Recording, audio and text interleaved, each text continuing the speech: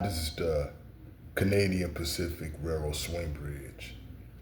Crosses the Mississippi River between Crescent, Minnesota, and Crosse, Wisconsin.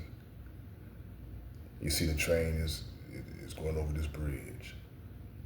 And after that, it swings aside, a pivot aside for boats and ships, and it swings back to the closed position for train traffic. Yeah, then you see you got the approach truss being on the right. And look at all the details of this polished drawing of mine.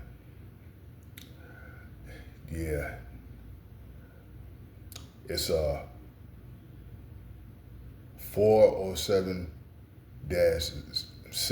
deck plate girder, 1602 Pratt through trusses, 240 Parker through truss, 359 swing span, 75 deck plate girder, and it's built in 1901, and it carries Canadian Pacific Railway and the Pratt Drew Truss swing bridge over the Mississippi River on Canadian Railway between Crescent, Minnesota, and Crosse, Wisconsin.